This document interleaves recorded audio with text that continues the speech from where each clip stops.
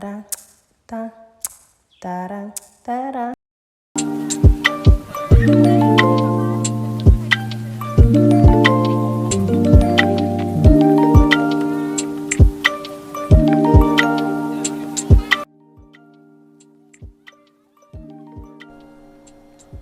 Welcome back to Healthy Living with Christina Sichangwa.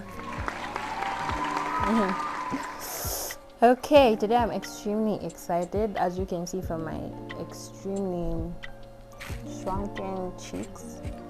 Yeah, I'm really excited to get into today's topic, but even then I will hold my tongue and make sure I remind each and every one of you to like, share and subscribe. And of course, my subscribers, please make sure you already hit the notification bell so you keep getting these notifications. With that said, now I really wish I had a drum set, for the drum roll. I will finally, after 10 months, be talking about my pregnancy journey. What inspired me to talk about it? Because I can. Because I really would like to share a few things with you, and so I'm going to do this in two parts. I'm going to do what I wish I learned, and then I'm going to do what I did and what the actual experience was like. Okay, so what I wish I learned before getting pregnant. Here we go. Okay, so number one, just a brief story time. I've always really wanted to do this. I know, I don't know how to explain it. Back in the day, it was that thing, what's required of a woman and all of that stuff. Everybody, every female should mentally prepare themselves to have a child. Now that things are different, it's a woman's body, so blah blah blah. You can decide and everything, because now we're at least more exposed to information as to what actually goes into the process and everything. And I have one word to summarize it: sacrifice. Yeah, so the first thing I'd say I wish I knew was to research more. Now this is funny because I am a researcher by profession. I'm a researcher for fun. It's something I just love to do. I've always said I'm really systematic, so I like to plan. So when I did get married, we did talk about it. We knew we wanted a baby. I had years of research. I had watched 14 million labor videos, had a billion conversations with people. Yet even then, the one thing I wish I did know was to research more, especially on the medical field, the medical side, medical services, what you go through locally. So I'm saying that because even though I researched, even though I had conversations with people, I had no idea what it's really like for a pregnant person in Zambia, and medically, given where you are. Where I live is Kasama. So my first experience after knowing I was pregnant, I went to the clinic, and it wasn't very pleasant. The clinical officer, however, wasn't even he did not acknowledge my presence at all. All they did was point a temperature gun to my forehead, and he was only interacting with my husband, and barely gave any symptoms when he already decided that I had an infection and prescribed all sorts of medication, which I later found out was harmful. Yeah, I remember walking out of that clinic in tears. I really did wish I knew that there's a huge prejudice, and I don't say this for every facility and every doctor and please no, but there is a huge prejudice when it comes to dealing with pregnant women, because they're over emotional, hormonal and blah blah blah. So a little dismissive was what it was like. And that day we kind of had to go on a tour of hospitals and stuff around the area just for me to feel like I got the care that is needed. If it was just me, I'd wipe my tears and go back home and sleep. But the fact that I was dealing with a child, I was dealing with life. This was life and death. Yeah, I wasn't going to take it so lightly. And once again, very grateful for my husband, who is very patient and completely understands. So like I said, number one, I would say research, especially on, the health side. I'd like it would be good for you to know what you can get within your budget. Like, where can you go? How do you go about researching some of these things? Ask. First of all, I'm very free. Like I said, I've had quite the tour, so I'm very free. DM me. I'm willing to share. Ask your mom, your aunts, your friends, colleagues. Like, just try as much as you can to get a view of what they've experienced. Yes, the experiences are subjective. At least it will help you know that this is what is going to go down, right? Yeah. So that's the first thing I wish I knew. The second thing is to have a what if it goes right mentality. So around the time, there's usually there's a waiting period for you to know if you're pregnant. Like, you have to, for lack of a better term, and without getting deep into jargon, wait to see if you're going to start your period. So yeah, the PMS symptoms, premenstrual syndrome symptoms, and those of early pregnancy are very similar. So at the time, I remember, I'm very systematic, so I have my lists and trackers and apps. So I was very aware of what I felt like PMS, and this one felt different. Excuse me, it felt quite different, but still similar. So I was calling professionals, asking them, and I get that it's a part of their job to not get your hopes high and whatever, so you get crushed and everything, but it's not necessarily the best way to start. Personally, I would suggest you have a what if it goes right mentality, because I started feeling very, very bad. Because I'm talking to people who have experience, they've gone to school for this, they have degrees, but I keep saying, listen, I still feel like something is different. These are common symptoms, girl. It's all in your head. And I remember sitting on the floor, on the carpet this one day, and I was crying. I don't know why, but I was crying. And I was telling my husband, it's so irritating, the thought of going through this again, right? And then when I went to pray about it, the Lord told me something that literally changed my life, and it's something I carried throughout pregnancy, carried the labor and delivery, carried postpartum, carried for the rest of my life. And he said, never be ashamed for having faith. So he was practically reminding me, don't cry, don't be sad that you were hopeful, and don't be upset that you believe that it's happening for you, especially at first attempt. The window period is 6 months to a year of trying before you can start thinking maybe you're infertile and look into other options. So when he said that, I was so happy, and I'm grateful that he said that, because it's now something I started thinking about. Because throughout that journey, there's one milestone after the other. There's, am I PMSing? Am I pregnant? Is this just normal early pregnancy, or is this a possible miscarriage? Is this that? It's a continuous journey every single trimester, as you are proceeding through that journey.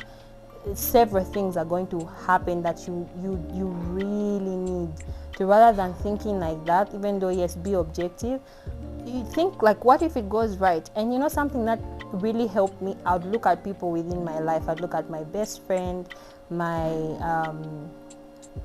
mother in the Lord, my mom who had 6 kids. I'd literally be quoting them by name, look, my mom had 6 kids, so why can't I have this one? I'm alive, nothing happened to me, and I was also in my mom's womb, nothing will happen to this person. I would think more on that, because oh my God, social media and whatever, they don't hold back. You're coming online, next thing you're seeing a tiny coffin of a baby who, Lord, my heart. So have a what if everything goes right mentality. It's really going to help you. Believe me, you will need it. Number 3, I would say there's no one size fits all. Your experience will be unique. So in as much as I researched, in as much as I'd ask questions, like I have this weird theory that there's some version of pregnancy amnesia, because many people, even though I would ask them, I feel like they forgot many things, hence me making this video. I don't want to forget some of the things, and I would write like throughout. Anyway, we'll get into that. But so several things that would happen, like maybe in the moment I'm like, oh my god, I'm experiencing this symptom. Like one of the weirdest symptoms I experienced was like this itchiness, like my skin would itch everywhere. I couldn't sleep, like I could just use shea butter and whatever. Like, oh my god, it helped, yes, but it was still weird. Like again, if you feel like you're itching on the inside, thank god there was this one person who had also experienced that, and I felt like a sense of community. But even then, my point is like I would try and mirror my mom's pregnancies a lot, because she's my mom. So genetically, maybe there's several things I got from her, which some of those things checked out, but there are several things she never experienced. So yeah, there's literally no one size fits all. Even if you've researched, be very open-minded to the fact that you may experience certain things other people have not experienced. Be open-minded to the fact that you might go through the whole thing without a hitch, no symptom, no scares, no nothing. And the whole point is it's you. Like, it's a genetic thing, and there's only one you. The same way there's only one DNA of you, only one person with your fingerprints. It's the exact same thing. So like knowing that there's no one size fits all will humble you in treating other people, right? By that I mean, don't be like, but my aunt wasn't like this when she was pregnant, when you're dealing with someone else. That's very rude and unfair, because I feel like the role you're supposed to play at that particular time, if you're supporting someone, support them. Be open-minded, and at the same time it will help keep you when you are experiencing your own journey, and in a way people are being dismissive, or people like, yeah, I remember for me, I never really had, like, my nose never really grew and whatever. Like, I did swell like every other person because of the fluid in my body, but at the same time, like, people would just approach me and be like, oh, anyway, my cousin, like 2 days right before she gave birth, all of a sudden she had the worst acne. Like, we thank the Lord for your cousin. But like, really, can't you just be okay with the fact that I'm not going to be pregnant like your cousin? There's no one size fits all. So you being open-minded will like help you throughout the journey, because it's quite a sporadic experience. Like, random things happen, and yeah, you may want to know that. Number 4, I would say ask candid, detailed questions. Ask candid, detailed questions. This is something that shocks most of my gynecologists. I'd come with, I remember right when I was like in labor, and I'm asking all sorts of, she literally, I don't know how many times I've been asked what my profession is. My husband. Everyone thinks, every time I'm at the clinic, I have to explain how he's not a medical, he's just like, he likes to know things. I like to know things. Ask those questions, because they'll help you go through the process a little better if you have an idea of what's happening. So I'm saying, I gave an example. I'm like, look, you can slide in my DMs. Yes, be respectful. Yes, I'm entitled to my right to privacy like everybody else. But where you can, as much as a person is willing to share, ask them questions. Like, how did you feel? I saw how all of a sudden, you know how the internet is, you think something and the algorithm on all my apps seemed to pick up I was pregnant, and it just changed all my apps to just pregnancy stuff. It's like the community out there, everyone felt like it was the most lonely, and I wasn't necessarily feeling like that. And I'd ask, like, why do you feel so lonely? Is it because people keep invalidating you and all of that stuff? Ask all those questions, because it will help you understand again several things that would happen as time goes by. Yes, so I would do that, especially with the medical team. It's the only opportunity you have to be before them. Like, ask, right? More than you will Google will still exaggerate things. So if you have an opportunity, ask. You have aunts, you have grandmas, ask them why things are the way they are, why this and why that. Like, why was like my favorite question. And when they'll be like I said, before they inject me, draw my blood, I want to know why. Like, where is that going? What are we looking for? What am I supposed to learn from this? Like, ask the questions. So even before you get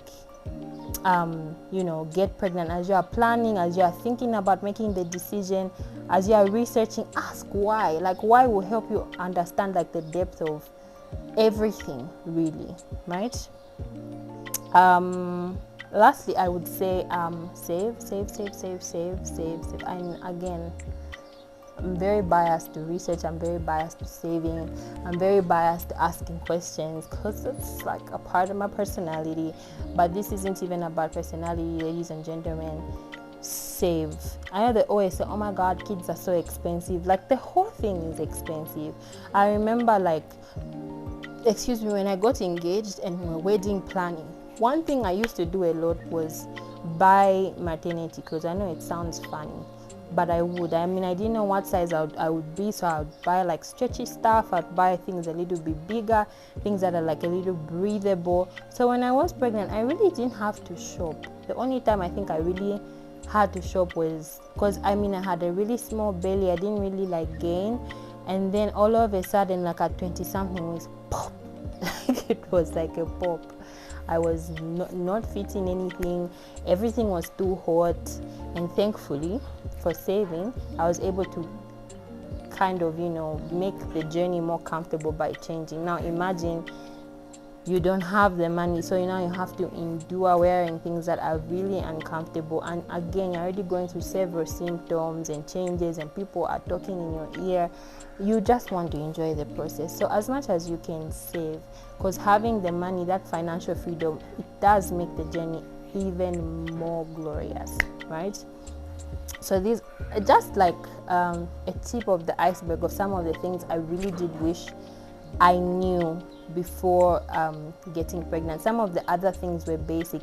Every question I asked my man of God, I asked my mentor, he always says being a good Christian. I'll be like, okay, so how do I be a good wife? By being a good Christian. And I agree. I don't know how I've ever done anything without the Holy Spirit. I don't know how I've ever done anything without all these basic character principles I would maintain before. The fact that I had a continuous system to read the Bible, to attend services, to pray, made it so easy on the days. I remember this one Sunday, I literally was throwing up non-stop because I discovered whilst being pregnant just how hypersensitive my body is. Is everybody else like that? No. And I painfully also again came to that realization, hence me saying one size doesn't fit all. The number of times doctors told me, oh my god, you're only like the second person I've ever seen go through that. Others at least would admit that. Others would be like, nah, it's all in your head. I would have extreme severe reactions to like every drug on the planet. So I remember this one day, I'm just throwing up non-stop, and I remember it was a Sunday. I couldn't even go to church and all of that stuff, but I was just so grateful because it was in my system. These scriptures, these sermons and everything, they were just hitting me back. I didn't feel alone. I didn't feel like my guard was down because of that system I had already built. The same thing with faith. When you're going through any form of hardship in life, it mentally prepares you to go through this journey, because believe it or not, you are still the person. You're the person God has chosen. You're like Mary. So yes, there was Joseph. Joseph had his part to play. Mary still is the person that carried Jesus. So she had to be at a certain place. It's why the angels were like, blessed are you amongst all women. Meaning there was actually a comparison at play. It's like there were a bunch of women, and the Lord is like, no, but this one outfavors them, or this one, like, that's why they were like, you favored, So meaning there were other options, and the Lord chose this person the same way the Lord would choose you for that same journey. So yeah, I really hope this has helped. I believe it will help future me. It will help my beautiful daughter Jessie. Yeah, can you see the J for Jessie? And yeah, so I hope it's been helpful. And so next time you're seeing this face, I will be talking about like the journey itself. Now these are things I wish I knew before, and now the things the process taught me is what I'll be like getting into. See you.